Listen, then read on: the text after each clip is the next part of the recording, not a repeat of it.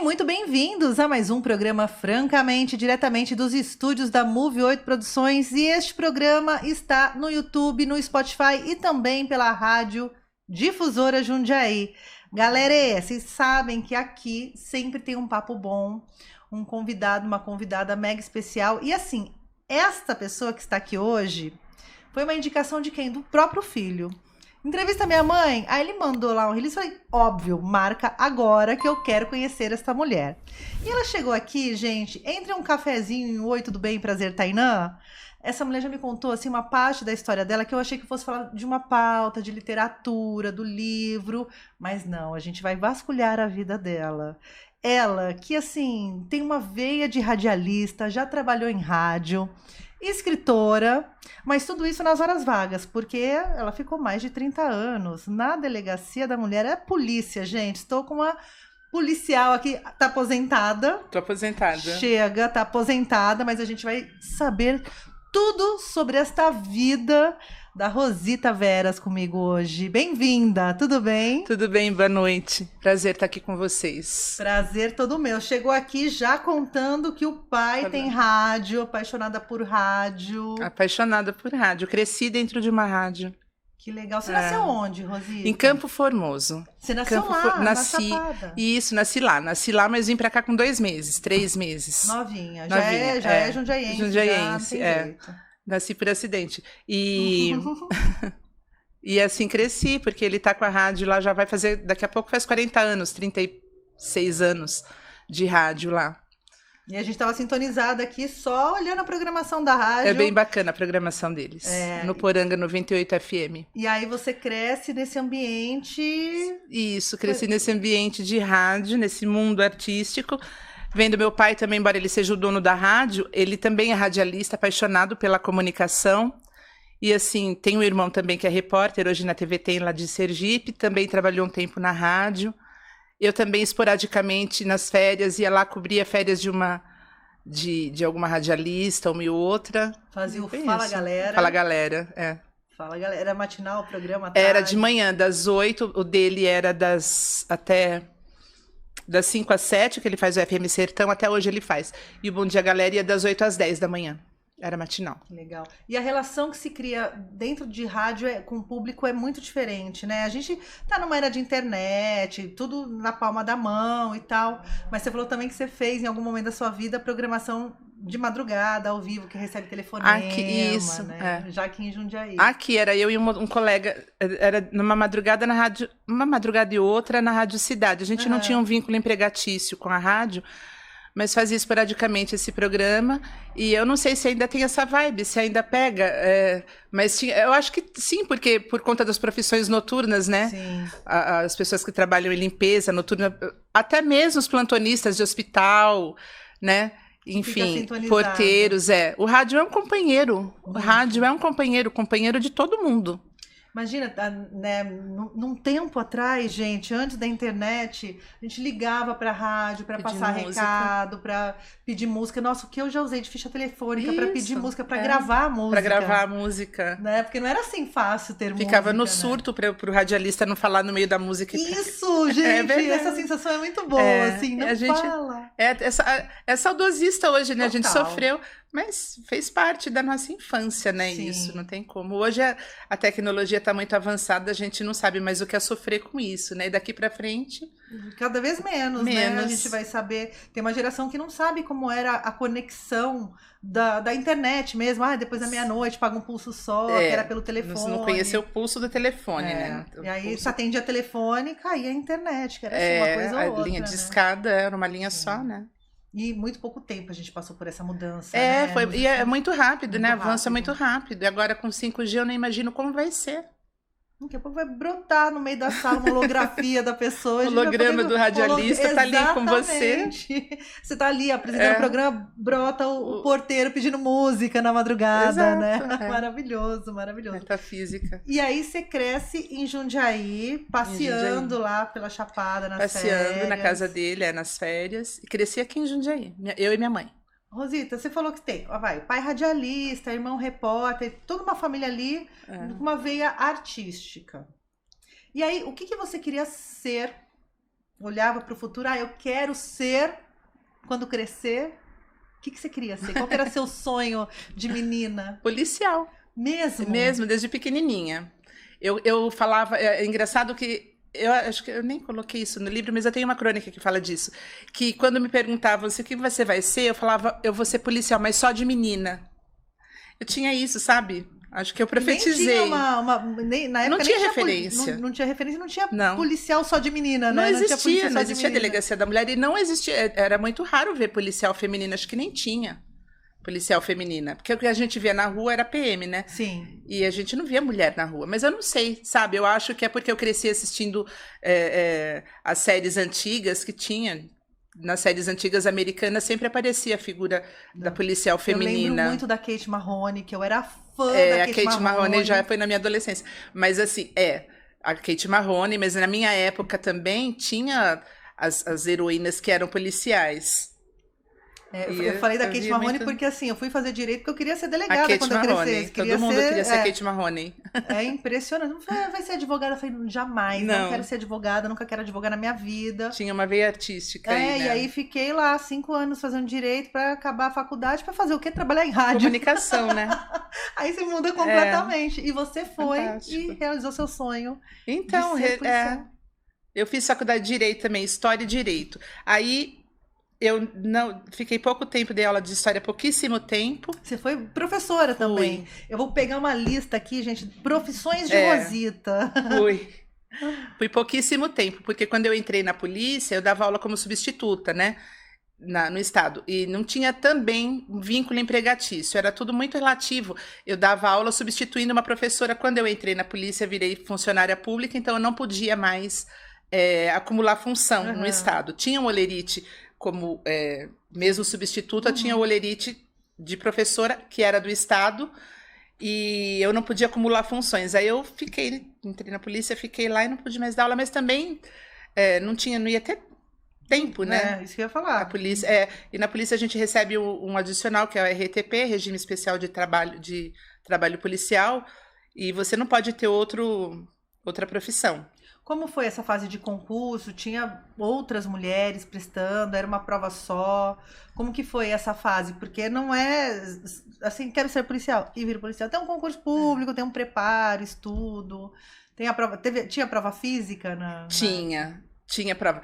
A prova era constituída de prova escrita, oral e um teste físico também. Mas o teste físico não era pesado, não. Era uma coisa bem leve. Mas até hoje as provas são difíceis. Hoje acho que mais difícil ainda. Era difícil entrar. As provas são difíceis. Hoje acho que, se eu não me engano, pela VUNESP. Então é quase que um vestibular. É difícil. Sim. As pessoas se preparam com concurso e tal. E na minha época não tinha muito. Até hoje. Eu acho que hoje tem muito mais mulher do que tinha na minha época. Eu lembro que no meu concurso, foi de 91... Tinha o quê? 3 mulheres, eu e mais 2 pessoas. Para uns 180 homens. Não, aqui de Jundiaí, acho que uns 30 homens, tinha 3 mulheres. Era pouco. Muito desproporcional, né? É uma profissão ainda quase que masculina, né? Embora a gente... Ainda tenha bastante mulher e tal, né? Na polícia, mas ainda é um ambiente ainda bastante hostil para mulher também. Como foi chegar a menina... Em 91, 92. Eu entrei bem nova, eu tinha 19 anos. Então, foi difícil, porque a aceitação é complicada, né? Você entra num ambiente que é masculino, e a gente não está falando de uma época como hoje, né? Em que a igualdade está aí, quase lá, né? A gente ainda engatinha nesse processo. Pelo menos a pauta está posta. A pauta está posta, a gente deu um primeiro passo. Mas era muito preconceito ainda em relação à mulher. E novinha. As brincadeiras, ainda. novinha. Então tinha brincadeira, tinha muito assédio, né? Tinha brincadeira, sabe? Era uma coisa assim, assédio até por parte da população, das pessoas, sabe? Eu acho que as pessoas fantasiavam um pouco. A mulher usava farda? Não, policial civil não usa farda. Não tem nada, assim. Mas eu só trabalhei na Delegacia da Mulher. Então eu fiquei, foi 26 anos na Delegacia da Mulher. Então, esse tempo, aí ali você vai ocupando seu espaço, né? Você vai mostrando a que veio e não tem como. Eu entrei na delegacia Um ano e meio depois, como eu fazia faculdade de Direito, eu já passei a ser chefe da delegacia, mediar o setor de inteligência, e ali eu fiquei a vida inteira, me aposentei lá. Já tinha DDM na época, nessa época? Tinha ou era DDM... um departamento da Não, delegacia? o meu concurso de 91, a Delegacia da Mulher tem aqui desde 87, 1987. Aqui em Jundiaí? Aqui em Jundiaí, é. Eu achei que fosse mais recente. Não, desde 1987. A Mas primeira no estado, eu acho que foi em homens, 83, Demorou homens. ainda, né? Porque... E essa sua relação, 19 anos, novinha, todas essas questões de gênero colocadas, né? E a Delegacia da Mulher sempre é um lugar de muita... Ainda a gente tem muitas conversas sobre Delegacia da Mulher, o horário que fica aberto, o acesso da população da mulher mais vulnerável, periférica, o atendimento, tudo isso foi mudando ao longo do tempo, né? Até como você recebe as vítimas, porque a gente vive numa sociedade super machista, né? E agora, a história recente da vida é que as mulheres de fato começaram a fazer denúncias, né? Antes era uma coisa muito... as mulheres tinham vergonha, né? Acho que ainda tem um pouco, né? Tem bastante. Mas eu acho que o atendimento da delegacia tem melhorado cada vez mais. Sim. Eu tenho notícia agora de que eles têm um plantão para a mulher dentro do plantão policial. Então, ali tem uma sala com atendimento especializado para a mulher, o que torna tudo diferenciado, né? Claro. Porque antigamente era atendida num balcão. Não tem como a mulher ir contar uma história íntima no balcão, como se ela fosse dizer aqui, que ó, no balcão contando que foi estuprada, né? Uma não coisa... dá. E foi mudando, sim, ao longo do tempo. Quando a gente entrou, a gente não tinha nenhuma rede de apoio. Não existia, né? Não existia nada. Tinha em São Paulo as casas da mãe solteira, mas era de difícil acesso. Aqui em Jundiaí não tinha. A gente registrava o boletim de ocorrência e ainda não existia a Lei Maria da Penha, então era... A mulher voltava para casa. Voltava para casa. Às vezes a gente chegou a levar... Muitas de nós levamos vítima para casa. Porque não tinha, não ia colocar dentro do SOS, não tinha como. E depois a Lei Maria da Penha mudou, então a estrutura, né, o aparato todo para receber aquela vítima, as casas de abrigo com toda a Casa Sol paramentadas para as vítimas de violência doméstica, né, com apoio psicológico, apoio social geral, sabe, médico, enfim. Eu acho que foi melhorando e a gente também, né? Foi conquistando outro espaço na sociedade. E entendendo outras coisas também, né? Porque quantas mulheres, por exemplo, já foram assediadas e nem sabia que aquilo era assédio. Nem sabia que aquilo era assédio, que não poderia passar por isso, né? Sim. As pessoas, antigamente, quando era menina, a gente passava na rua, os homens mostravam um membro sexual e a gente tinha o quê? Sair correndo, porque se você chegasse na delegacia e contasse... Não olha, né? Simplesmente não é assim, né? Cada um no seu quadrado, né? Sim. Vamos ocupar o seu espaço, gente, respeitando o do outro. E era muito comum essa coisa dos homens na rua, né? Assim, do nada, tirarem pra fora. Absurdo. E eu lembro que tinha até... Não olha, senão você pega terçol. Eu lembro que essa... Não verdade. Olha onde a gente se... Não olha isso, gente. Você falou, acabei de lembrar. A gente acaba vinculando, assim... É um absurdo. A gente cria... uma desculpa até para ir. É uma forma de desculpar o agressor, né? Exatamente. Você não pode olhar. Não pessoa, olha, vira se você olhou, você vai pegar terçol. Chama a polícia, denuncia, tá com um objeto em cima dele. E devolve. Devolve. Muitas histórias. E isso que eu quero saber. Porque, assim, esse seu tempo de chefe de delegacia, essas experiências... Porque você, durante a década de 90, anos 2000... muitos processos sociais aconteceram, né? Assim, muita coisa mudou, o lugar da mulher, a forma como a mulher se coloca na sociedade e tudo mais, as pautas de violência contra a mulher, legislação também, foram se modernizando para atender aí essas questões de violência. E como que era o dia a dia de delegacia? Porque o que a gente vê são as coisas que são midiáticas, né? Então, agora tá na moda séries de crimes, podcasts voltados para crimes. Essas pautas estão muito em evidência hoje em dia, até de casos antigos, porque, enfim, temos a possibilidade de fazer essas gravações, chamar peritas e tal. que você via no dia a dia dessas coisas que a gente não alcança, sabe? Aquela mulher que ninguém sabe o nome, aquela Maria que apanhava do João. Como que era o dia a dia da delegacia? Quais eram os casos? Eu acho até que esses programas são bem ficcionados, né? Porque não tem como você prever como vai ser. Você não, é um dia que nunca pode ser programado, porque você chega ali e você não sabe o que te espera. É tipo um plantão médico, né? Uma clínica geral tinha de tudo. Então, às vezes, a gente chegava, era um dia tranquilo, não tinha quase ninguém, mas tinha dias que a gente chegava ali, um caso já pegava o dia inteiro. Porque a delegacia da mulher, você não pode registrar um boletim de ocorrência simplesmente virar as costas e pronto. Ah, clonaram o meu cartão. Então, tá, vamos registrar sua ocorrência. Furtaram o celular, vai lá no banco. Não. Ali a gente tem que tomar conta daquela vida dali em diante, né? Tomar conta entre aspas, né? Mas dar um direcionamento para aquela pessoa que procurou a gente ali numa situação de total vulnerabilidade. Então, a gente não pode expor a família as dificuldades que ela vai encontrar ali depois do registro da ocorrência, que supostamente saindo de casa, né? Indo atrás de guarda de filhos e tal. Então, a gente era um rolezão, né? Porque dali a gente ia para IML, depois para o hospital, depois para ambulatório de saúde da mulher, depois para assistência social. Faz todo esse acompanhamento. Todo acompanhamento. Tinha como assistência psicológica. Dependendo do caso, né? Sim. Tem caso que ela vai, registra o boletim de ocorrência, a situação dela já está resolvida, tem para onde ir, ou então ele vai sair de casa, é uma situação assim. Em termos pacífica e tudo bem, mas na maioria das vezes não, né? E quando eram casos de violência sexual, então pior ainda, né? Porque a gente tinha que ir atrás do agressor e por vezes não sabe fazer se o cuida flagrante. Da mulher ou se vai atrás do agressor. Por isso tem que ter uma equipe grande, né? E uma equipe assim uma equipe de apoio assim bem preparada psicologicamente. A gente trabalhou muito tempo na delegacia sem psicólogo, que a figura do psicólogo é imprescindível dentro de uma delegacia da mulher. Sim. Imagina, aquilo não fere fisicamente, fere psicologicamente também. Eu acho que esse estrago... o estrago é grande. É grande e se não for tratado é eterno, né? É eterno. Dali surgiram... E nunca é só mulher, né? Porque geralmente tem filhos, você tem toda uma família ali envolvida. Antigamente a delegacia da mulher aqui em Jundiaí atendia mulher e criança. Hoje em dia eu não sei se atende mais criança, mas a gente atendia mulher e criança. Enfim, era um dia a dia bem tumultuado.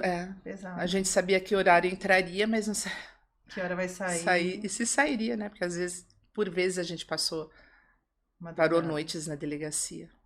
E qual que é... Você falou que tinha toda essa rede envolvida quando chegava um caso, um boletim de ocorrência de casos mais graves, né? Aí a gente falou da psicóloga, do ML, enfim, de dar o flagrante na pessoa que cometeu o crime. Como que são feitos os encaminhamentos? Hoje, assim, tem uma rede de suporte à DDM, porque, assim, a polícia não dá conta de tudo. É funções ali, multifacetado, né? E já na sua época tinha essa rede de ligar para um CRAS, para uma assistência? Não, antigamente não. Lá não, até meados dos anos 90 a gente não tinha, não. A delegacia não tinha. A gente contava com o serviço social da prefeitura, que ainda era, assim, precário. E não tinha. Isso veio mesmo depois da Lei Maria da Penha, depois de 2006. Que aí mudou tudo, né? Mudou a cara da... E eu lembro muito dos debates do feminicídio, por que ter feminicídio um crime. Ainda as pessoas discutem muito, né? Discutem, ninguém a lei do Maria do Penho não tem, a lei não sei o quê. A delegacia da mulher sempre foi. Inclusive, antigamente a gente ouvia, a delegacia da mulher, ela é até inconstitucional, porque o artigo 5º da Constituição diz que todos são iguais perante a lei. Não, imagina, ninguém tem... A mulher foi adquirindo direitos no decorrer da história e não eram respeitados esses direitos. A delegacia estava ali para defender os direitos das mulheres, que nem seus direitos eram respeitados, né? Eu tenho livro e no livro eu falo um pouco também sobre isso, porque antes a gente ouvia isso tudo, era um preconceito absurdo, inclusive em relação à delegacia. Em relação ao feminicídio a gente não pode nem falar, né? Porque quem fala do feminicídio, não tem a lei do Zé da Penha. Do Zé da Gente, Penha. pelo amor de Deus, né? A que ponto chegou a Maria da Penha para ser intitulada lei, para ser sancionada uma lei em defesa da... A que ponto a gente chegou? Não, Quantas pessoas lutas, morreram, né, para isso? Quanto sangue derramado, quanto quantas sangue mães derramado, enterradas. sim, quantas vítimas, é indiscutível E hoje isso. a gente tem também os guardiões da Maria da Penha, né? Acho que é a Guarda Municipal, isso, da Guarda Municipal aqui de Jundiaí, né? que também faz uma Eu tô afastada assistência. desde... eu me aposentei em 2017, então eu não tô muito a par, eu não sei como tem funcionado, mas eu acho que a Guarda Municipal tem feito um bom trabalho. dado um bom... Tem que ser um trabalho em rede, né? Sim, tem que ser em rede, Tem que não ser tem em como, rede. eles estão na rua, né? Sim. Eu acho que até por conta dos casos aí de medida protetiva, né? Caso uma medida protetiva seja descumprida, elas têm que contar com o apoio de alguém que chegue ali já no ato para fazer aquela prisão em flagrante, porque eu acho que o descumprimento da medida protetiva é passível de prisão em flagrante. Sim. E ela tem que chamar alguém ali, vai ligar para a PM, até a PM atender, porque é burocrático o atendimento da PM pelo telefone. Outro dia tava tendo uma briga, fui ligar pra PM, aí entra num menu. Isso, e você agora fala, gente, a mulher tá apanhando aqui no prédio, socorro, Pois gente. Ali acontece outro crime. Mas eu acho que a delegacia contando com esse... Eu não sei mais como tem funcionado, mas eu acho que tem ajudado bastante, né? E elas merecem, precisam, né? O trabalho da Delegacia da Mulher é fantástico. Sim. Mas assim, sempre pode melhorar, porque os casos de violência contra a mulher estão cada vez mais em alta. Cada vez mais a gente sabe de mais casos, né? Acontecia antes, a gente não sabia, não era feminicídio, porque não tinha lei e tal. Mas não basta só fazer valer a medida protetiva, proteger a mulher. Tem que fazer um trabalho de educação com os homens, total, de educação. E até com as mulheres, né? Porque tem mulher que nem sabe que está sofrendo violência, porque a psicológica, a patrimonial, a gente só sabe da violência quando a mulher chega de olho roxo, né? ali, né? Eduque seus filhos, né? Até em questão essas questões de ideologia de gênero hoje em dia, né? Eu respeito todas, eu acho que tudo é legítimo, mas você tem que educar seus filhos e aquele menino, os pais e mães de pessoas trans, de adolescentes que estão transicionando, tem que colocar ali na cabeça deles, colocar na cabeça deles não, educar de uma forma correta, né? Desde sempre, você está transicionando para homem, a posição de um homem em relação a uma mulher é essa. Ou você está transicionando para a mulher, a posição da mulher é essa. Sim. Não é mais aquela posição café com leite. A mulher passiva, a mulher ali totalmente submissa, subserviente em relação aos homens. Não é isso. A nossa posição é outra. Sim. Você vai transicionar para a mulher, então ocupe o seu lugar. O seu lugar e honre esse lugar que a gente tem feito muito por esse lugar por muito tempo, né? Sim. Há muito tempo. Muitas mulheres, inclusive, morreram para que esse lugar fosse reconhecido e tomado, né? Pelas mulheres. Por nós, né? As que vieram antes aqui, a gente tem que honrá-las, né? E ocupar esses espaços. E aí você se afasta em 2017. E quando vem essa veiazinha de escritora? Porque agora a gente vai... A partir de agora a gente começa a falar o quê? Da delegacia pelos olhos da escritora, né? Porque eu quero saber, esse livro, a ideia de escrever um livro surgiu pela primeira vez pelas crônicas ali do dia a dia da polícia, ou você já tinha um caderninho que você escrevia umas poesias, outras crônicas? Porque você me disse que na época da rádio você ouvia um programa que tinha as crônicas. Tinha as crônicas. Era da Rádio Difusora, inclusive. Era fã do programa do Hélio Luiz. Chamava Senhor Sucesso. Senhor Sucesso. Sim. Então, a gente na calçada, sábado à noite, o programa era de sábado à noite, a gente ficava ali ouvindo as crônicas. Mas eu nunca fui muito da escrita, não. Não faço... sempre gostei de escrever. Sempre gostei muito de escrever. Tinha um juiz aqui em Jundiaí que ele falava que eu romantizava as histórias. Que ele ia ler as histórias dos boletins de ocorrência, ele achava que dali ia surgir uma crônica, né? Olha que esse juiz ali alertando pelo talento. Ele falava, veja uma novela daqui. Do Dr. Beethoven. E aí eu gostava, sempre gostei muito de escrever.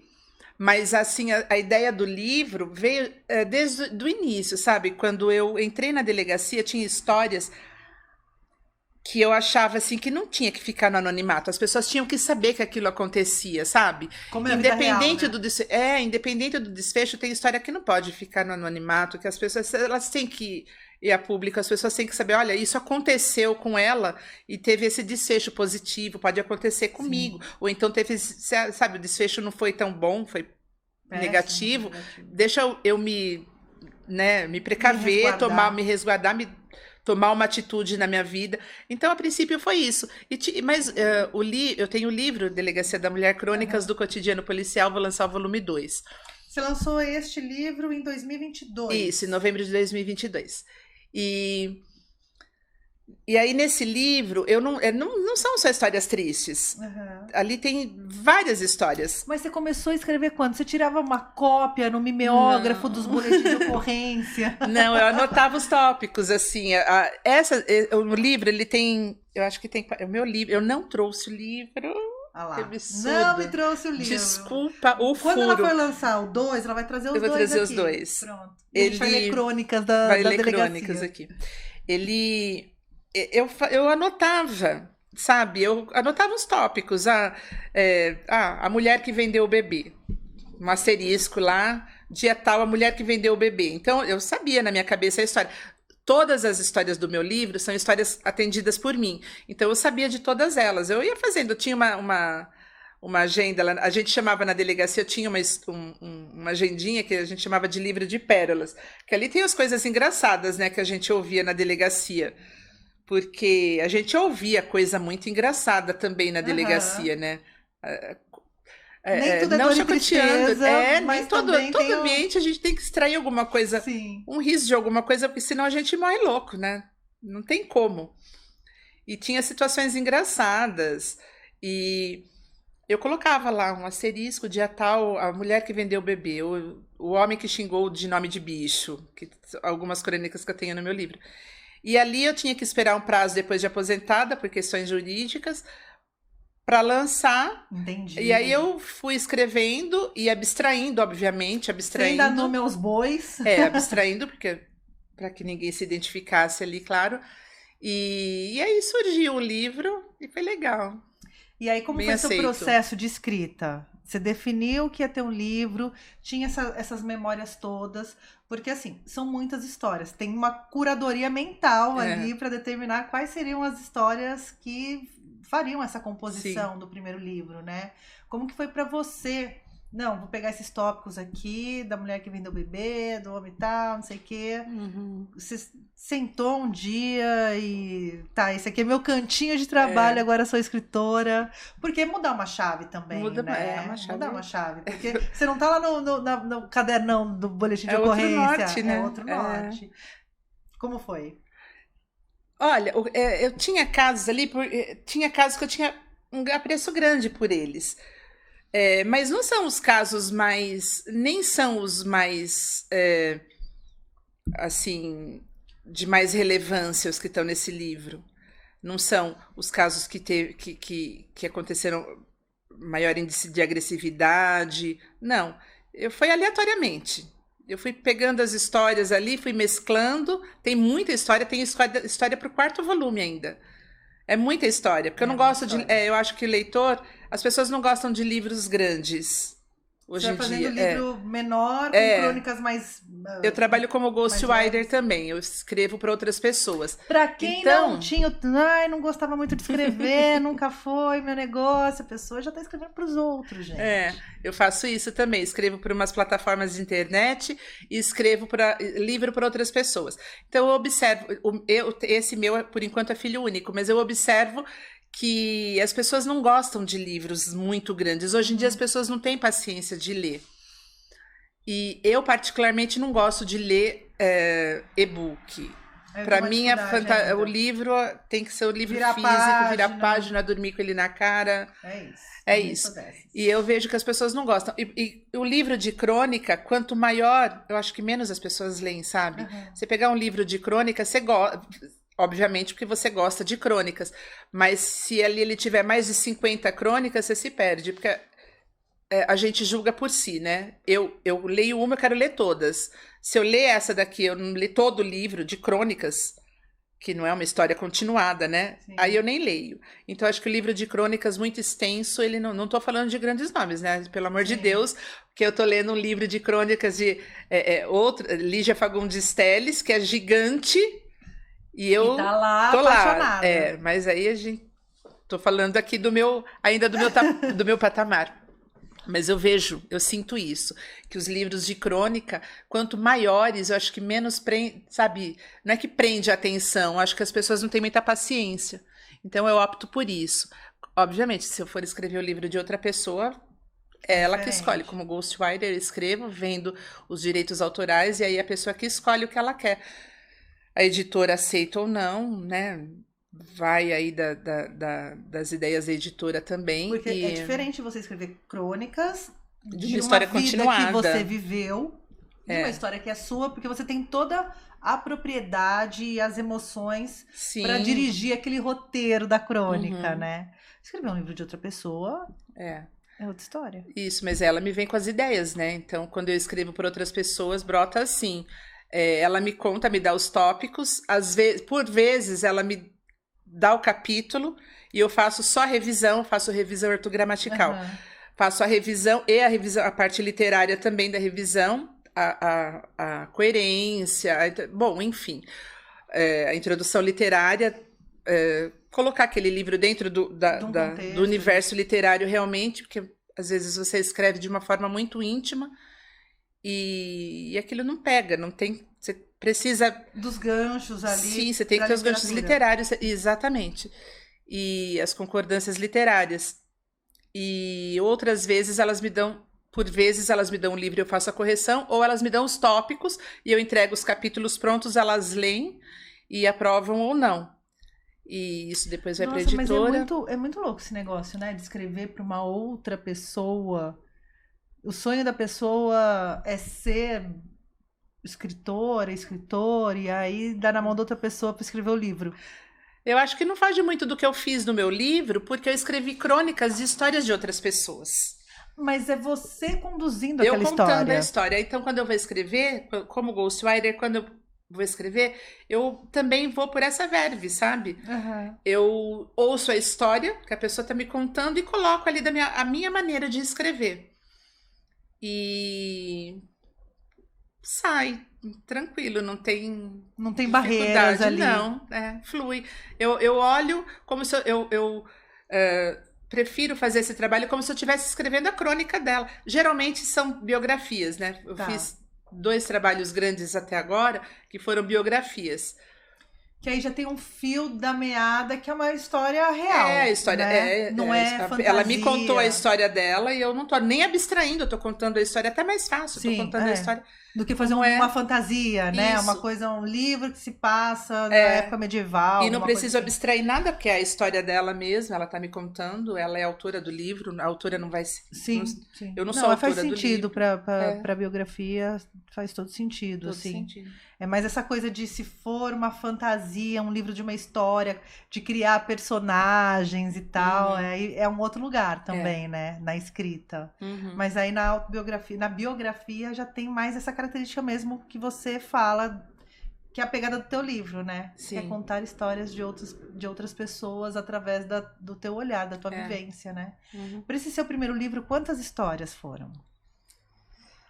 Ah lá, falando cadê o livro dela aqui na mão pra gente olhar? Foram agora. 40 histórias. 40 histórias. E você lembra? Se não me engano, teve algum momento que você, puta, não lembro como aconteceu isso, eu vou colocar essa fic aqui só pra dar os ganchos. Não teve. Eu tenho boa memória. Eu tenho uma memória. Os meus amigos falam, nossa, como é que você tem essa memória? Eu acho, às vezes, eu acho até chato. Quando eu tô conversando com uma pessoa, determinada pessoa, às vezes eu acho que eu sei mais detalhes da vida daquela pessoa do que ela de mim, minha. Isso é louco. Teve uma fase da minha vida que eu achava assim, eu tenho tão pouca importância para as pessoas, porque as pessoas lembram tão poucas coisas da minha vida, e eu lembro detalhes. Eu lembro coisas, eu lembro de detalhes de quando eu tinha 3 anos. Muito novinha. Era muito.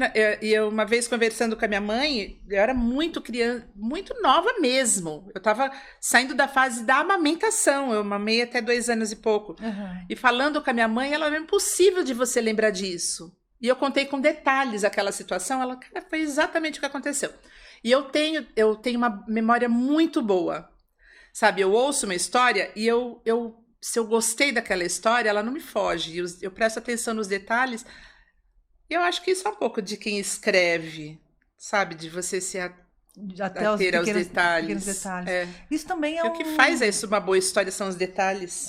Mas eu acho também que o seu exercício durante a profissão te deu também essa sintonia fina da escutativa. De escutar o outro. De escutar, exatamente. É isso que eu sempre fiz a vida inteira, escutar Sim. o outro.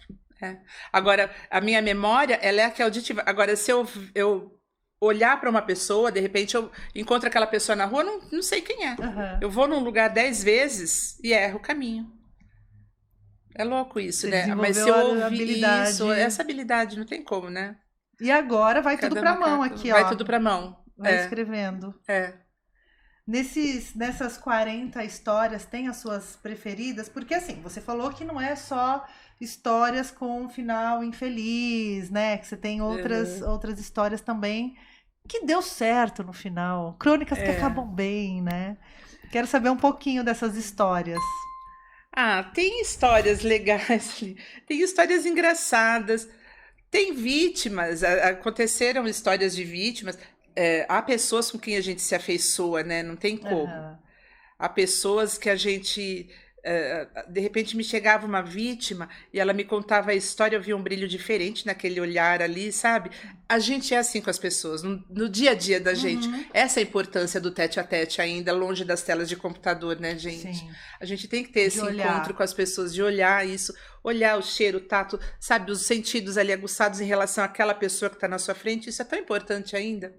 E tinha pessoas que me chegavam, não tem como eu acho que a afinidade se cria, assim, de imediato, né?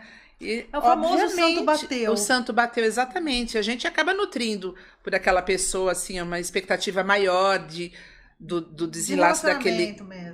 E também do desmembrar daquela história, né? Uma expectativa em relação àquela vítima. Teve muitas histórias. Olha, teve muitas histórias. Eu não tenho como sabe... Falar de uma, assim, Vamos falar de uma com um final feliz. Spoiler do livro, porque é isso que a gente faz, gente. Eu tenho uma história, eu vou trazer... Quero uma de final feliz. Teve uma história de uma moça que ela se casou com um agressor de uma vizinha. Então, ele se separou daquela vizinha que ele agredia e ele casou com ela. Mas ele casou com ela não queria casar, mas ela era a solteirona da família. Morava no bairro aqui em Jundiaí, no Jardim Tamoio. E ela era a solteirona da família na época. E de tanto a família falar, olha, ele mudou. Vê se você casa com ele, porque você vai ficar solteira pro resto da vida. Aquela família ali na cabeça dela e tal. E ela cresceu numa redoma de preconceitos também. Ela acabou casando, sabe? Se afeiçoou de certa forma com aquele rapaz e casou com ele. Né? E ele continuava, ele nunca deixou de agredir a ex-mulher, mas ele nunca agrediu ela, a atual. E ele agredia constantemente a ex-mulher. E a gente não entendia, porque ele continuava... Sim, ele continuava sendo agressor. Sendo agressor. Ele casado, e aquela mulher, a personagem? Vamos chamar de Ana. A Ana. Ela não entendia também. O que aconteceu? A Ana, ela se afeiçoou, não é Ana o nome dela, tá? Ela se afeiçoou a outra pessoa, porque ela tinha dó, ela falava, não, é impossível que ele... E ela dava 1000 conselhos, ela tentando mudar não, que a gente não muda as pessoas, né? Mas adequar ele a uma outra situação, situar em relação à ex-mulher e os filhos, para que ele parasse com aquela agressão. O que aconteceu? Ela acabou criando um vínculo com a ex-mulher dele, sem que ele soubesse, protegendo a ex-mulher. Então ele agredia, ela não tinha com quem deixar os filhos, a outra mulher. E ela, a Ana, ela não trabalhava. Ela cuidava dos filhos da outra, para que a outra trabalhasse sem que ele soubesse. Era muito louco, gente, isso. Olha o corporativismo feminino. Corporativismo funciona total. Maravilhoso, gente. Maravilhoso. Ela cuidava dos filhos da outra, para que a outra trabalhasse e o marido não pro marido, soubesse. isso. E porque tinha, então, na época, tinha mudado o Código Civil, foi por volta de 2010, se eu não me engano, e dizia, a nova redação do Código Civil dizia que a guarda dos filhos seria daquele que tivesse melhor condição financeira. Tinha sido mal interpretada na época, não era bem isso, mas o que a gente lia, o medo das mulheres era tanto de perder a guarda dos filhos, né? Que eu lembro que muitas delas correram em busca de trabalho. Não que não trabalhassem, porque mas para mudar a situação. Era da mãe, mãe. Com a lei, com essa redação, Isso. assim, geralmente o homem trabalha, a mulher Exatamente. materna, né? E esse rapaz vivia ameaçando que ia tirar os filhos dela. Bom, ela foi trabalhar, a outra cuidava dos filhos sem que ele soubesse. E assim elas viveram durante uns 4 anos. E ele continuou agredindo a outra. Ele não parava de agredir a outra. E a outra ia na delegacia, registrava os boletins de ocorrência, mas como a legislação da época permitia, ela retirava a queixa. Ela retirava a queixa por quê? Porque ela tinha medo também de ficar desamparada, dele preso, não pagar a pensão, e ela também ficar numa situação difícil com as crianças. E assim era esse círculo vicioso. Aconteceu que um dia, num balcão de bar, contaram para ele, viu? Quando você sai para trabalhar, a sua esposa vai e cuida dos filhos da... Ai, homem fazendo omisse, né, Isso. gente? Aí ele providenciou uma arma fria, numeração raspada, e ele foi até o portão da ex e atirou 3 vezes nela e se matou. Matou a mãe dos filhos e se matou. E aí Ana fez o quê? Herdou 3 crianças. Não, ela ficou vegetando no hospital durante uns 4 meses. E como ela não tinha parentes, se eu não me engano, a família dela, eu não tenho certeza, mas acho que era do Mato Grosso. Ela não tinha parente nenhum em Jundiaí, isso dificultava mais ainda a vida dela. Por conta disso também, a Ana ajudava. Então, nessa situação, ela ficou 3 ou 4 meses entre a vida e a morte no hospital. Quando ela saiu do hospital, a história teve um desfecho que eu julgo assim incrivelmente lindo. Elas foram viver juntas, porque na verdade elas eram apaixonadas. Mentira. Sério. Gente, seriado, eu acho que Rosita tem que vender os direitos para Netflix, que eu preciso dessa série. Olha uma série para maratonar. Elas foram viver juntas. E aí eu lembro que quando elas estiveram na delegacia, mudaram de cidade, porque a Ana já sofria o preconceito pelo fato de ser solteirona. Na verdade, a Ana era solteirona porque não ia casar, não queria casar com um homem. Sim. Casou para quebrar aquele tabu, aquela coisa da família toda. Mas aquele instinto de proteção em relação àquela mulher era amor. E isso me arrepia, porque era um amor assim puro, um amor legítimo, a mais pura expressão do amor. O amor sem cobrança, o amor sem até expectativa, porque ela não tinha expectativa. Ela entrou naquela relação num instinto de proteção em relação àquela vítima. E ela herdou o quê? Uma família linda, que ela vive até pouco tempo. Até pouco tempo atrás eu tive notícia delas. Elas viviam, assim, os filhos já adultos, porque quando isso aconteceu, eu era muito menina, eu nem tinha os meus filhos, então a minha filha tem 26, imagina, hoje os filhos delas devem ter. E aí, quando eu soube disso, porque elas tinham vindo para Jundiaí, e eu a encontrei uma vez no cartório, ela veio para legitimar os filhos, como dela. Adotar as crianças. Que agora pode, então. Que linda essa história! Linda, essa é uma história linda, um final felicíssimo. Final feliz. Infelizmente ele não se redimiu nunca, não se regenerou. O plot twist eu amei, o plot twist dessa história. Foi lindo. Porque o meu plot era, daí morreu todo mundo e a Ana ficou com as crianças, mas não. Foi melhor ainda. Foi muito melhor que isso. E a Ana era uma pessoa extremamente à frente do seu tempo, porque isso que a gente está falando foi lá no início dos anos 90. Muito à frente. O homossexualismo não era visto com a naturalidade que é hoje, infelizmente. Não, era visto com... Tinha CID, né? Sim. Tinha CID, por vezes doença, né? Como é em alguns países, infelizmente, hoje em dia. Ainda tem países que ainda é punido com pena de morte, tratado como doença. Essa é uma das histórias, assim, que eu acho que teve um final Lindo. Lindo, amei. É. Eu amei essa história, gente. Essa tá no Fala livro. pra todo mundo que fui eu que escrevi essa história. Roubei pra mim. Gente, amei essa história. Essa é bem legal. Queria conhecer a Ana, gente. Queria ouvir Tem a versão outras de histórias, Ana. assim, que você começa a ler, no fim você fala, não acredito que aconteceu, eu não vou dar spoiler, vou trazer o livro pra você. Mas tem umas histórias, assim, de final surpreendente, sabe? É bem legal. Eu amo meu livro. É isso aí. Tem histórias também, não precisa contar uma história do livro inteira, mas os desfechos, geralmente, eles são ali na violência. Como essa história teve um desfecho violento, né?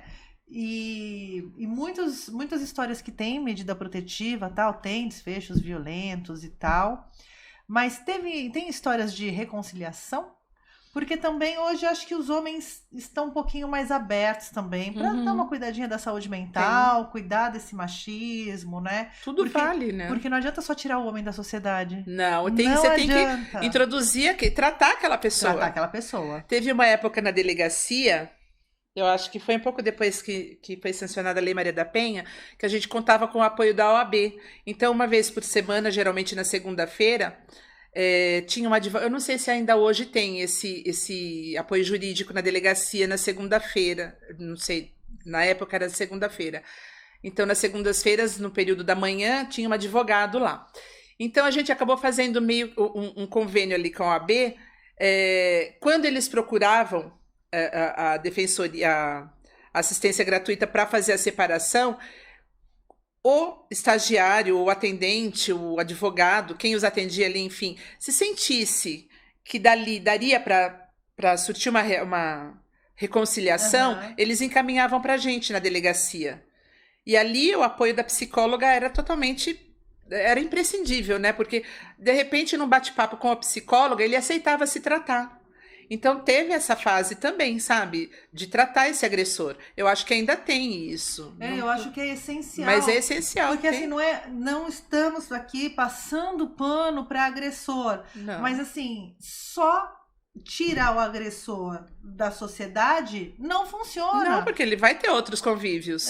Não funciona. É a mesma coisa. Gente, nem tudo o encarceramento funciona. Não é pra tudo. E essa história de na cadeia vai se ressocializar, não vai. Não, Sinto é muito difícil. Mas não vai. Mas essa questão dos homens começarem se tratarem, a se cuidar... E nessa época a gente teve muita aceitação, sim, dos homens dos agressores de fazerem a terapia. Não só a terapia em casal, mas muitos deles, eu lembro de muitos deles que dizem, realmente eu tenho esse problema, sabe? E a dor, de repente, não é com relação à relação amorosa. É dele. É dele, é da íntimo vida. aquilo. Seja Apanhou com quem do pai, for. Exato. Foi abusado, não teve terapia, amor. A figura do psicólogo, acho que todo mundo deveria fazer uma terapia. Também acho. Hoje em dia é tão fácil, né? Tem os Sim. núcleos aí das faculdades. E eu achei, essa época foi muito legal, porque a gente acabou, sabe, recuperando muitos casais ali. E a delegacia da mulher, ela não é delegacia contra o homem, ela é delegacia Sim. de defesa da mulher. Né? É importante dizer, gente. É importante não é falar nisso. homem. Olha, até no lançamento, teve uma leitura dramática no Sesc do meu livro. E eu acho que essa história do feminismo, sabe, a gente tem que dosar isso também. Totalmente a favor do feminismo, mas tudo tem que ser detalhadamente trabalhado, não é? Claro, porque claro. eu também fui bastante criticada, porque na minha leitura dramática o diretor era um homem. Eu falei, gente, mas como é que uma autora de um livro falando de delegacia de defesa da mulher, dos direitos da mulher, se submete a ser dirigida ali por um homem? Gente... Então, esse lugar me incomoda um pouco, esse lugar, né? Porque daí parece as radifem, que é aquelas feministas super não radicais e isso, tal. E a gente vive numa sociedade. Numa sociedade. A gente é homem e mulher. Por vezes, eu também ocupo o lugar de um homem ali. Não tem como. A delegacia da mulher, a gente, muito tempo, uma briga também que existia dentro da delegacia da mulher, é que não pode ter homem dentro da delegacia da mulher. Como não pode ter homem? Tem que ter homem dentro da delegacia da mulher. A gente ainda, em relação à força física, a gente é vulnerável, não tem como. Como é que eu vou algemar 2 metros, guarda-roupa ali? O homem já tem outro tipo de força física e tem uma diferenciada. outra questão, né? Você entrou muito novinha, com 19 anos, na década de 90, uma outra situação. Uma outra situação. E tem a questão do homem não respeitar a mulher, do que a mulher fala, no sentido, mesmo você sendo policial, com armada, tal, nesse lugar onde quem vai lá não tá feliz, quem vai lá não tá feliz, quem entra na delegacia não tá feliz. Quem procura uma delegacia, um hospital, é uma situação péssima, né? Então, assim, é importante mesmo que se tenha homens no recinto, sim, né? Enfim. Um homem algemado, ele quer o banheiro. Eu vou ter que levar o homem ao banheiro, tirar o membro pra ele urinar. Não, da Tersol, menina. Da Tersol. Rosita, da Tersol. A gente tava falando, você tocou no assunto antes da reabilitação, do trato psicológico do agressor, né? Tem uma história, eu conto um fato no meu livro também. Veja, não é só desse agressor no âmbito doméstico, né? Uma vez me chegou na delegacia um homem e ele estava pedindo socorro. Ele falou, eu vim aqui, eu tenho vergonha de procurar outra instituição, não sei aonde procurar.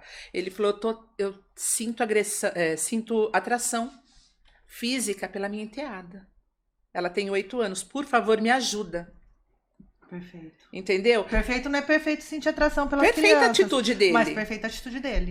Aí, a princípio, a gente tá ali em defesa da criança, ele é segundo plano. Sim. Então, primeiro ali, obviamente, que a gente procurou saber quem era essa criança, né? Qual era o contexto social em que estava introduzida essa criança, quem era a mãe dessa criança.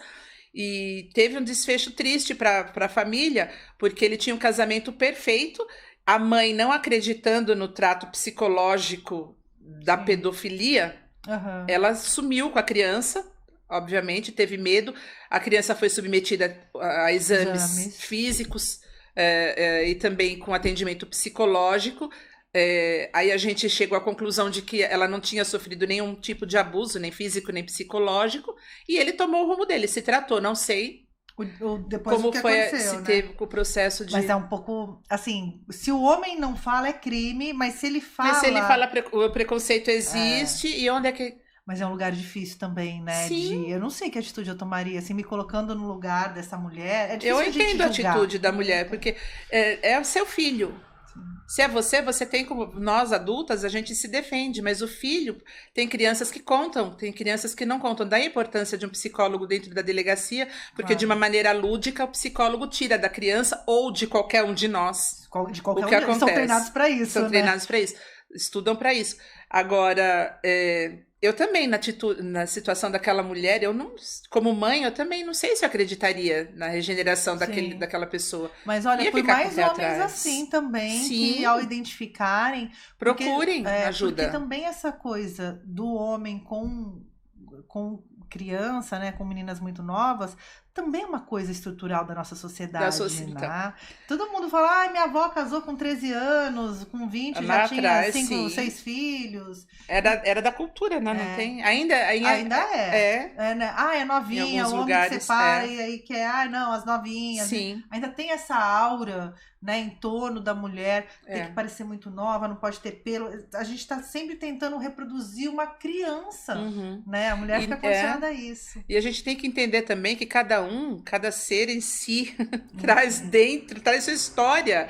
E aquela história só aquela pessoa conhece, você não sabe, de repente ele não contou o que foi que aconteceu lá atrás, um abuso, alguma coisa, por menor que tenha sido, que mudou aquele comportamento. Você não sabe, a gente não pode julgar. Sim. A gente julga e condena, né? Sim. A gente tem o hábito de ouvir, julgar e já condenar. Executa a pena já. Mas a gente não sabe, cada história é uma história, cada vida tem que ser respeitada, você tem que ouvir. Você não sabe de onde veio como é que foi a vida daquela pessoa, o que fez aquele cara se tornar aquele agressor em potencial, de onde veio daquilo. E geralmente está ligado a casos de violência, né? Tanto sempre, física, violência gera violência. Sexual, e porque durante muito tempo hoje, eu falo que as crianças já nascem com um chipzinho diferente. Sim. Uma criança de 10 anos hoje é diferente de uma criança de 10 anos nos anos 90. Sim, a gente de 2000. Tem acesso às redes sociais, trouxeram as pessoas para o mundo, né? Sim. E por isso até que eu acho que o trabalho do psicólogo, a profissão do futuro, é o TI e o psicólogo. TI de um lado e o psicólogo do outro ali. Não vai ter equilibrando robô, aquela balança, gente, que vai substitua. Dar conta. Não vai ter É um excesso de informação absurda. Sim. Né? As redes sociais geram uma angústia por vezes, né? Nem sempre, né? se você não trabalhar muito bem a sua cabeça ali, você Mas tá acaba todo mundo ficando... sujeito. Eu acho todo que redes mundo tá sociais, sujeito, internet, Enquanto a gente não em maior ou entender... menor grau, mas traz uma angustiazinha no ser ali, né? Traz, porque você não sabe. Quando você está exposto à tela ali, você não está entendendo que a vida daquela pessoa não é 100% como ela está mostrando. Sim. Ou se for, também tudo bem, é a dela. A sua é a sua e segue. Ninguém tem uma cabeça perfeita para pensar dessa maneira. E como a maioria das pessoas hoje em dia, as nossas situações financeiras são desequilibradas, são muito desiguais. Desequilibrada quanto o nosso emocional. Nosso emocional. Então a gente vê que as redes sociais trazem isso, não tem como. É até a gente clichê blindar, falar né? disso hoje em dia. Você É a tem gente que se blindar. Como? Sim, Trata. psicologicamente, Vai se tratar, sabe? Vai fazer uma meditação, vai se tratar, vai procurar se hoje conhecer. a gente tem mais repertório também. É isso, né, da criança chipada. Hoje as crianças têm mais repertório para entender um caso de violência, de assédio, da mão que não pode colocar onde, sabe assim? Eu acho que hoje as crianças têm mais esse repertório que de repente eu não tive quando eu era criança. A liberdade de falar com os pais. Isso A gente, a minha geração, eu tenho 54 anos, a minha geração veio das frases ruim com ele, pior sem ele, em briga de marido e mulher, ninguém mete a colher, não fala dele, você não pode falar porque ele é mais velho que você não pode acusar, apontar o dedo para uma pessoa mais velha. Mudamos tudo, aquilo gente. era um desrespeito total. Então a gente fazia o quê? Engolia, se travava, né? Não sei nem como é que a gente está aqui sobrevivendo. Por conta de mulheres, inclusive como você, que foi trilhando esses caminhos nesse espaço e ainda que não era permitido a passos pra mulher, lentos né? ainda, né? Estamos engatinhando em relação a tudo isso ainda. Mas não podemos parar. Não podemos parar, né? Não tem como, né? A gente tem muita vida ainda pela frente, muita coisa ainda para ser. A gente ainda tem muita conquista, né? A Simone de Beauvoir, eu gosto dela, tem um livro O Segundo Sexo, que ela fala que não se nasce mulher, torna-se mulher. E esse tornar-se mulher, eu tenho uma outra frase que eu amo muito, gosto demais também, que é de uma pessoa muito pouco falada, infelizmente, mas uma pessoa fantástica. Ela era apátrida, inclusive, por conta da situação da situação pós-guerra da família que a família dela viveu. A nossa Elke Maravilha, Elke Georgievna Grunup. A Elke Maravilha tinha uma frase que ela dizia que ser homem e ser mulher é muito fácil, difícil é se tornar gente, né? Verdade, gente? Tem entrevistas dela que eu lembro que eu assisti na infância. Ela era uma cabeça incrível, fantástica. A gente perdeu muito. A gente perdeu muito. Acho que a gente aproveitou pouco. Pouquíssimo da Que Maravilha. Por quê? Por conta daquela... Uma mulher tão à frente do tempo dela que assustava a gente. Sim. E ela é atual. 2024 ela é atual ainda. Atualíssima. Mas aí morreu, acho que faz uns 3, 4 anos, né? Sim. Então, quando é que ela se expôs mais ali, mostrou e soltou frases como essa? Foi lá numa década que a gente ainda era tão... Tava engatinhando ainda. Né? A gente tava... Eu lembro muito dela falando sobre ter filhos. Eu não quis ter filho, não sei o que, e eu achei maravilhoso numa consciência. E expôs com todos os abortos que ela fez. Eu sou a dona do meu corpo, eu não tô aqui fazendo apologia ao aborto, não. Mas se fosse o homem que engravidasse, a questão do aborto não seria tão polêmica, né? Sim. É difícil. E ela fala, eu não quero criar outro ser humano, não quero. Não tô preparada para Sim. E educar uma outra. E a responsabilidade de você educar um ser humano, gente. E é 100% da mulher ainda hoje. Ainda hoje em dia, é difícil isso. Eu vejo umas pessoas, amigas conhecidas. Nossa, mas ele é um bom pai, porque ele me ajuda, ele acorda direito. Gente, como assim? É o mínimo do mínimo. É o mínimo do mínimo. A gente ainda escuta a frase tão machista, né? Ela não sabe nem fazer, nem cozinhar. Gente, ela não tem que saber cozinhar. Você e ela tem que saber cozinhar, senão vocês dois vão passar fome. Não, é pra tudo. Eu acordo de limpar a casa, pra absolutamente tudo. Tudo. A mulher trabalha também fora. Ela amamenta, ele é bonzinho, ele acorda a noite toda também pra me ajudar. Não, ele não tá acordando pra te ajudar. Ele tá acordando pra educar aquela pessoa que ele também pôs no mundo. Ele gerou. Não tem como. É dele também. A responsabilidade é dele. Porque assim, a gente infantiliza muito o homem, né? Sim. Tem 40 anos novinho ainda. Não, menino, Tá aprendendo. E por isso ele... Eu vou ser linchada. Mas por isso a maturidade chega mais tarde do que a nossa. Não tem como. A mulher já... É que a nossa vida é diferente, né? A gente foi queimada lá atrás, na época das... Muitas de nós viu, porque a gente menstruava, né? E olha, e aquele sangue impuro que era Vai pra fogueira. que ia para fogueira enquanto os homens saíam e derramavam sangue de outros seres humanos e eram honrados por isso na guerra, Receber um né? prêmio. Eu quero um prêmio por cada menstruação que eu tive até o 40, antes da minha menopausa. Quero ser premiada. Honrar o mérito. Mas hoje em dia, gente, em relação a esses assuntos de menstruar, nós, mulheres, criamos culturas assim, extremamente machistas em relação a isso. Claro. Veja, quem nunca escutou uma frase assim, eu fui visitar... Gente, isso é de nós. Outro dia eu estava num churrasco e uma mulher falando, uma conhecida, uma colega, hoje eu não posso bater essa maionese porque eu tô naqueles dias. Oi? Vai solar o bolo. Você entendeu? Gente, até eu tô impura hoje. Eu falei, opa, vamos tirar o passinho daí. Gente, vamos andar pra frente? A gente reproduz muita coisa sem perceber, né? Uma criança, uma mulher menstruada que vai visitar uma outra mulher parida, ela tem que avisar, porque senão seca o leite. Oi, eu não tô impura, tô menstruando. Dá caracu pra pessoa que volta o leite. Pelo amor de Deus, gente, olha que sangue que a gente impuro carrega, ainda hoje em dia é esse. E isso agora, essas frases são atualíssimas. Sim, as pessoas ainda reproduzem, né? Nossa, é muito indignante. É muito louco isso. Mas também... Por isso que eu digo que a gente ainda tá rastejando, tá engatinhando em relação à nossa... Estamos engatinhando. A nossa biologia ainda não é tão aceita. Gente, pelo amor de Deus, né? 2024, gente, vamos lá, né? Sai do Twitter, vai ler um livro da Delegacia da Mulher. Quando a gente vê as propagandas de cerveja aí, agora acho que nem existe mais, porque não pode ter propaganda, né? Mas quando a gente vê as gostosas, né?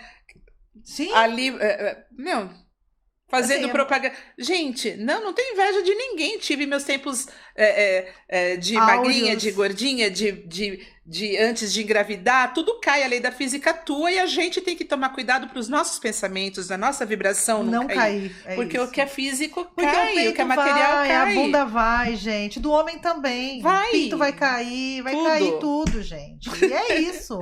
E a tua cabeça tem que continuar ali no lugar, tranquila, se inovando, se adequando à atualidade.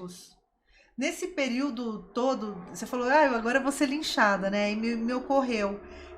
A gente vive hoje numa conversa muito armamentista, muito, né, da violência e tal. Outro dia eu estava vendo um caso de uma pessoa que escapou de um linchamento em praça pública. Esses casos todos nos geram indignação, ainda mais para nós mulheres, porque nos afetam diretamente, né? Um feminicídio, um estupro, enfim. Como que era a sua relação com isso? Porque a gente escuta uma história, a gente não pode julgar, a gente não pode condenar, ok. Mas o ser humano em si, ele tem um senso de justiça, né? Bem primitivo, que alguns exercem hoje, né?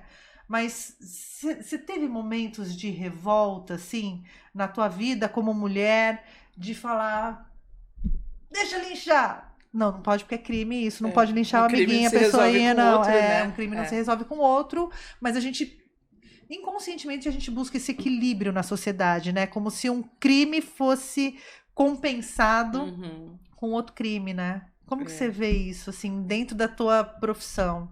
É bem difícil a tua profissão de segurar na DDM, assim. não a sua profissão de escritora. Não. Escritora pode tudo, gente. O mundo mas dependendo do que você escreve. Mas você sabe, eu vou te falar uma coisa. Eu tava falando pro meu filho esses dias. Eu sempre lidei com armas. Uma antes era a pólvora, hoje em dia é a palavra, porque a palavra também fere tanto quanto ou mais, às vezes, e você, por vezes, é julgada muito mais pelo que você fala ou escreve do que, principalmente hoje em dia, quando a gente tá numa pseudo-censura. Sim.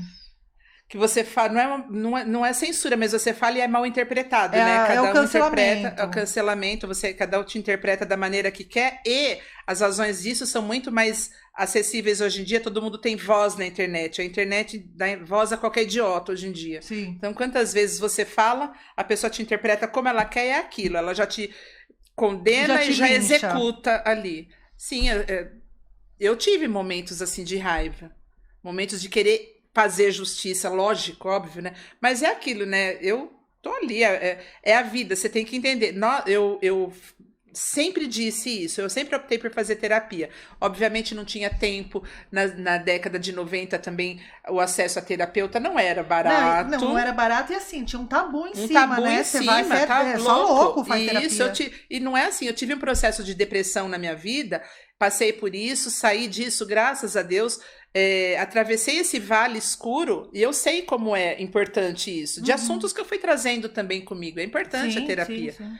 E eu procurava trabalhar isso, até na minha religião, sabe?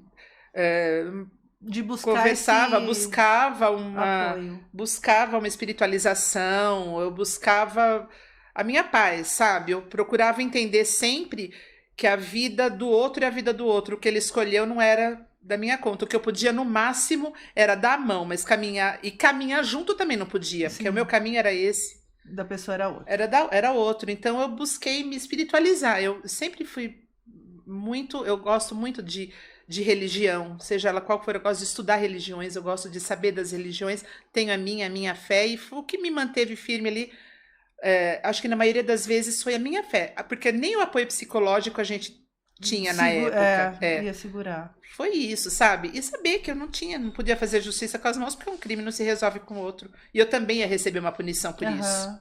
Eu também tinha uma corregedoria. Se eu batesse em alguém. Porque a indignação faz parte da nossa vida. Aliás, a indignação é necessária. Sim. Eu acho que o que muda numa pessoa, o que faz uma pessoa andar para frente é a capacidade de indignação. Se você vê uma situação e você continuar, você é tão coautora daquilo, conivente com aquilo, você tem a nossa capacidade de indignação, é o que nos move. O que nos move e progressivamente. O mundo, né? E pode transformar o mundo. Lógico, né? Porque claro. Você se manter alheio a tudo também não dá. Não né? existe, né? Então não você tá aqui só passando uma chuva. Então a gente tá falando aqui da terapia, né? É tão importante isso que você falou, né? Da religião, tá ali, da religião não necessariamente, mas da tua fé, tá posta ali do suporte. Sim. Mas também você ter buscado esses profissionais da área de saúde, porque a gente sabe que pessoas que trabalham na área de segurança pública precisam de suporte. Não é fácil encarar. A gente tem visto o índice de suicídios, principalmente... enorme, né? Enorme. Os PMs, principalmente policial militar, que eu acho que o regime deles é muito mais rígido do que o nosso, sabe? Do que a polícia civil. E o índice de PMs que se suicida é muito grande. Eu não sei se dentro da instituição eles têm esse apoio psicológico. Deveria ter, porque as pessoas só tomam conhecimento de que uma está com depressão depois que o estrago está feito. Sim. Recentemente, o ano passado, acho que teve uma PM também. Sim, teve. Que se matou. PM, teve muito guarda também, tem muitos guardas municipais. Eu acho que o índice grande é entre guardas e PMs, né? E é muito difícil. Não sei, eu acho que o caminho é esse, sabe? Buscar terapia, a terapia, não tem como, pedir ajuda. Eu demorei na minha época, quando eu tive meu processo de depressão, eu demorei para pedir ajuda. E isso é muito, sabe? Quando você pensa que você...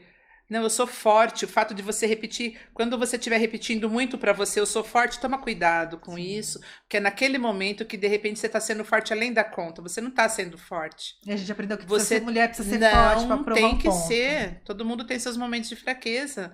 Então quando você estiver repetindo para você mesmo, eu sou forte, é porque é aquela fase que você está precisando de ajuda, você não tem que ser tão forte, vai buscar ajuda. Porque é um lugar que tem tarde demais, né? Sim, é um lugar lógico que tem tarde demais. Infelizmente, a vida, não se brinca com a vida, né? Enquanto você tá aqui, tem que labutar com ela.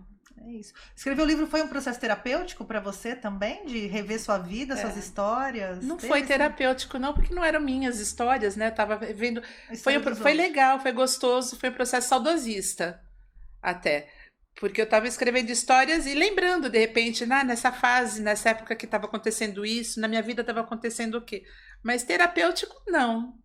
Essas histórias estão bem resolvidas na sua vida. Meu processo terapêutico na escrita eu faço no meu blog. Eu escrevo cotidianos, então eu escrevo para o meu blog. Estava fazendo também uma época para o Jundiaí Agora, acho que volto agora. Do Marco Sápia. Do Marco Sápia. Eu fiz Beijo, um tempo. Marquinho é uma pessoa maravilhosa. Trabalhei bastante com ele nos anos 90, quando ele foi repórter ele era chefe do jornalismo da Difusora. Tava fazendo articulista pro jornal dele e Acho que vamos voltar agora. E... Seu blog, você escreve sobre cotidiano? Do cotidianos, histórias cotidianas. Histórias cotidianas. Qualquer da vendedora de Yakult, do farmacêutico da vila. Eu escrevo cotidianos. Tias do Yakult registradas. Gente, cadê as tias do Yakult nessa cidade? Cadê? E escrevo histórias que me pedem. Como Ghostwriter, escrevo tudo que me pedem. Maravilhoso. É isso. E onde as pessoas podem comprar o seu livro e ficar lá te enchendo o saco para você lançar o segundo volume? Tá lá no Maxi Shopping, com o Marquinhos. Aliás, Marquinhos, gente, te amo, Marquinho, venha. Maravilhoso ator. Maravilhoso. Marquinho, o mundo artístico de Jundiaí tá fantástico, né, gente? Marquinho eu acho maravilhoso, que ele é uma muito expressiva na arte, né? Sim. Então, meu livro tá lá com ele. Tirei da plataforma de internet e comigo. Eu vou lá no Marquinhos, eu já vejo o Marquinhos, já dou um beijo nele, na banca do Maxi Shopping e já pego o livro com ele. Que legal. Então, acha com você seu blog, dá o seu blog. Rosita com S, Rosita Veras com S, .blogspot.com. Maravilha. E o meu telefone também, se alguém quiser, eu vendo também, é 97288-2065.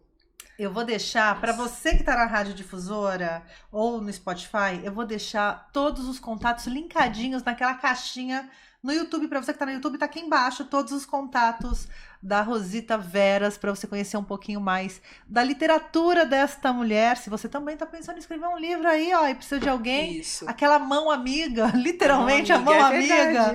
Rosita tá aqui também para te encaminhar. Encaminhar suas palavras e suas ideias aí para o mundo da literatura. É isso. Agora sim, Rosita veio aqui, contou a história dela com o rádio, do pai, não sei o quê. Já quer ir lá pra Chapada conhecer a rádio. O João, que foi João que entrou em contato comigo, ator. Também tem a filha, que é astróloga. A família inteira dela é pauta pra mim agora, gente. Família verdade. Inteira. A Maria Fernanda é uma excelente astróloga, é muito boa mesmo. E, Maria Fernanda, faça uma mapa astral da sua mãe. Faça. A gente ela tá reivindicando ela não aqui. tem o local, não tem, na agenda dela não tem espaço para mãe. Senão eu vou fazer o mapa astral dela no Personares, só para desafiar o bom astrólogo. Isso, na concorrência. Naqueles da internet ainda, que dá tudo errado. Dá mas tudo vou fazer. Errado. Rosita, obrigada, adorei ter você aqui. Foi muito bom, amei. Prazer. Você vem lançar o seu segundo livro aqui, por Venho favor? Sim, Promete, trago. Não demora. Prometo. Tá bom, combinado. Muito obrigada pela oportunidade, obrigada por estar aqui com vocês, muito adorei bom. o papo, adorei te conhecer. Eu também. Isso, gente, francamente nos proporciona esses encontros e proporciona você que tá aí do outro lado, ou do radinho, ou do celular, ou da tela, conhecer pessoas incríveis que estão aqui em Jundiaí, mas de Jundiaí pro mundo, né, gente? Aqui a gente não tem barreiras, não tem limites. E é isso, nós vivemos sobre os eflúvios de Baco, terra do vinho e da uva. Então a gente...